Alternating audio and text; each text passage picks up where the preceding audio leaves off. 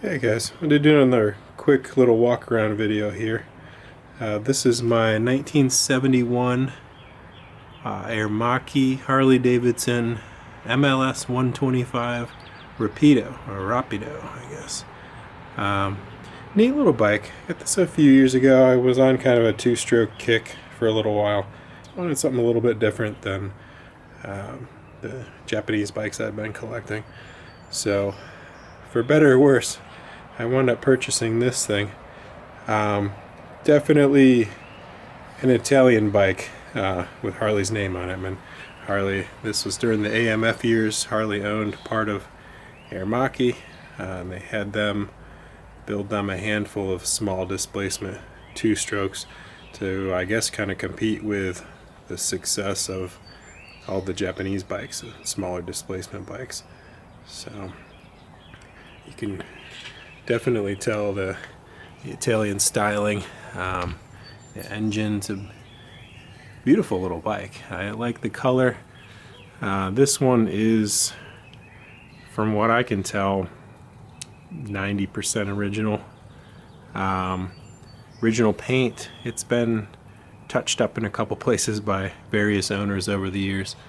You can see somebody went through. There's, I guess, little nicks in the paint. Grabbed a paintbrush and covered them up. But the plus side is it kept the rust from spreading, and I think it probably preserved a lot of the rest of the paint.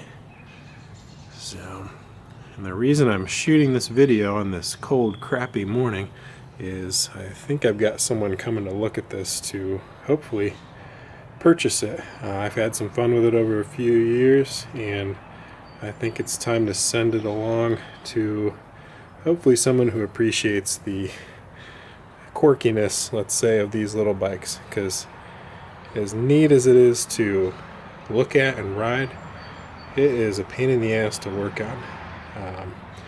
Aermacchi obviously no longer exists. Harley-Davidson does not manufacture parts for these things, so finding parts is a chore, and when you can find them, they cost a small fortune. So I've probably got as much in this in replacement parts, new old stock parts, as I originally purchased the bike, which fortunately I got a decent deal on it, I think, but still, for the amount of use I get out of it, I've spent far too much money on it.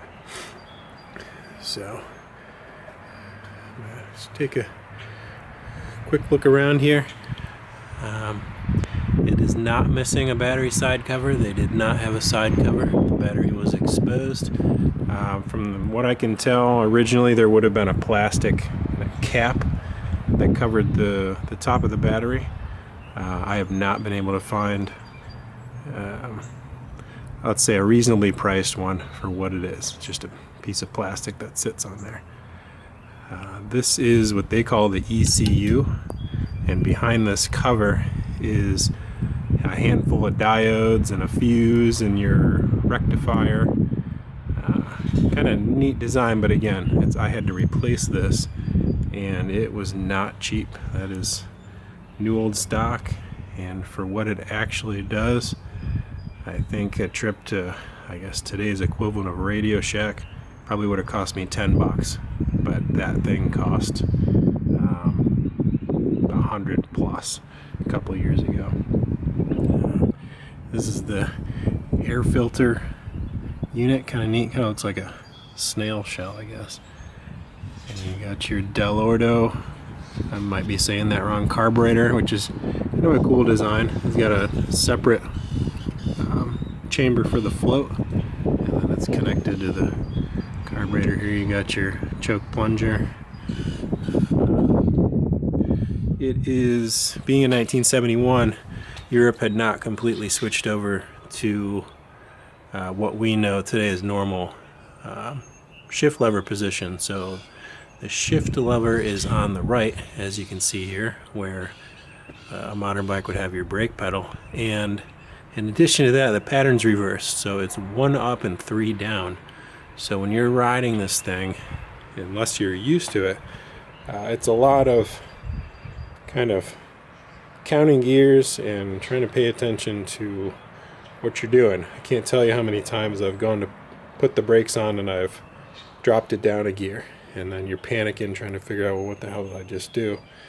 So it's a challenge. I've taken this thing to vintage days a time or two, and it's takes a lot of brain power riding this thing around in the sun and the mud and the rain, just trying to figure out how to shift. It's like learning how to ride all over again, but I guess that adds to the charm of it.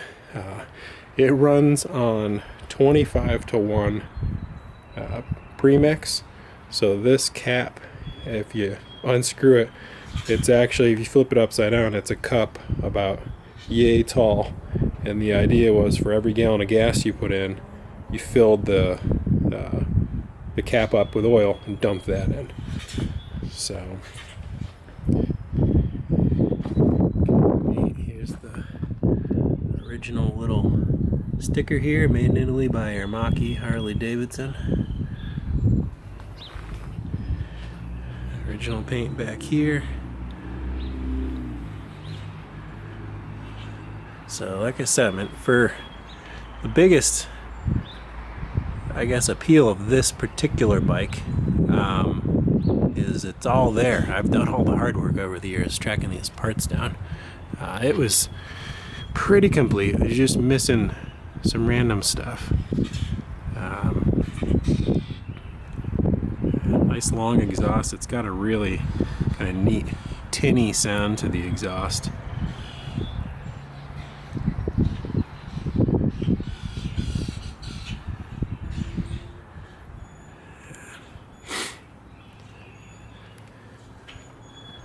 Cool bike. Some interesting finish choices. I guess they had like a wrinkle paint on some of the stuff here, and then this looks like oxidation. I guess probably it does on the camera, but it's actually what's left of this weird kind of milky gray finish they had on there. And at first I thought someone had just done an awful paint job, but the more research I did, this kept showing up, and then I was able to get some pictures of new old stock, and that's what they look like. So, and everything, Harley was not shy about having their name put on everything. So you've got these big chunky plastic grips, Harley-Davidson.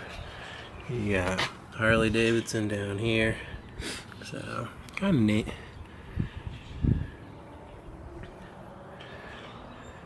I'm not sure if this seat has been recovered.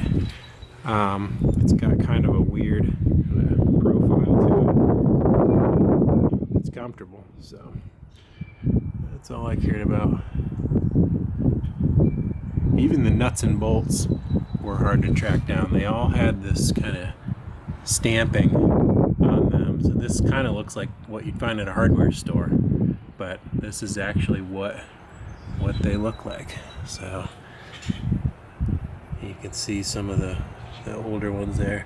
Here's that wrinkle finish again on the airbox. This one's been refurbished, but it was missing, the original was missing parts, which I have, but it had this same finish. There was a guy, what was his website called? armchaircycles.com, I think. He was kind of my go-to for parts, and I think he did the refinishing of these. But I just found out, unfortunately, he's no longer selling parts.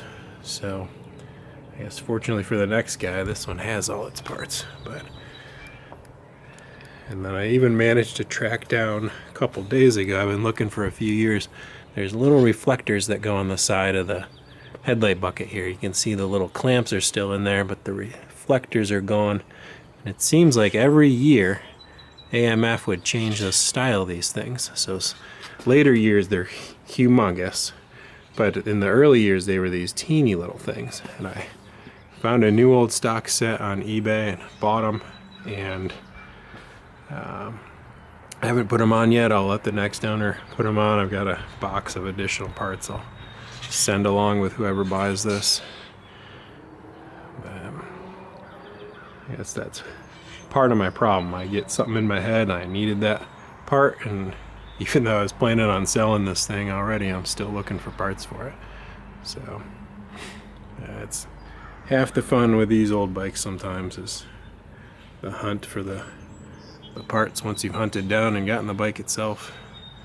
But I've got original owner's manual, original Harley shop manual, little ads. They used to call this the Starchy little Torquer was what they had on the magazine ads. I've got a couple original clippings, and that was the slogan they used.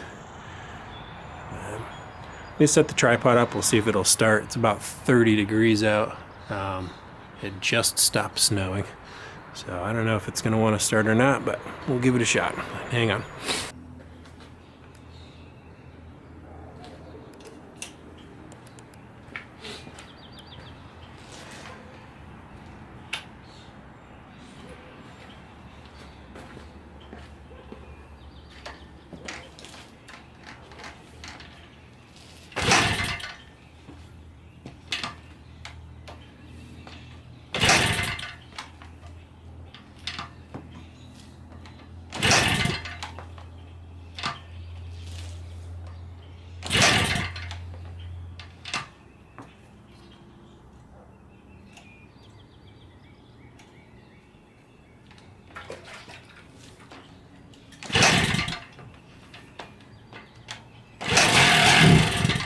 Wants to.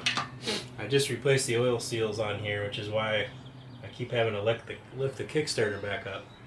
There's an O-ring on each one of these pawls here, and when they're new, they're too tight in the bore.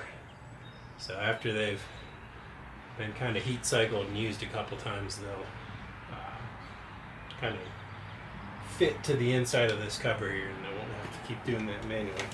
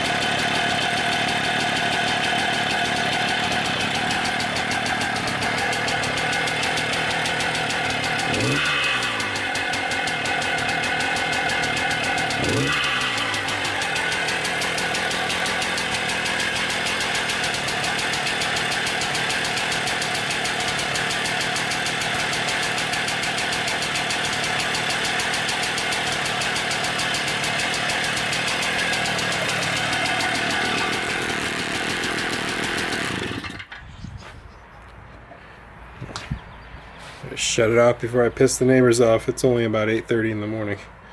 But there you go. She starts right up even in the cold. So great little bike for somebody who's, I guess, more into these things than I am. It was just been more of a curiosity for me. I'm still pretty partial to the Japanese bikes. And then after working on this one, I've kind of felt spoiled. I think all of us that are focused mainly on the Hondas, Yamaha, Suzuki, Kawasaki's, it is so much easier to get parts for those bikes. I don't care how old they are. Finding parts for this thing was not as enjoyable, let's put it that way. But still looks cool. So we'll see if that guy shows up in a couple hours and wants to take her home. Otherwise, as soon as it warms up a little bit, I'm going to go make some noise around the neighborhood. As always, thanks for watching, and I'll see you in the next one.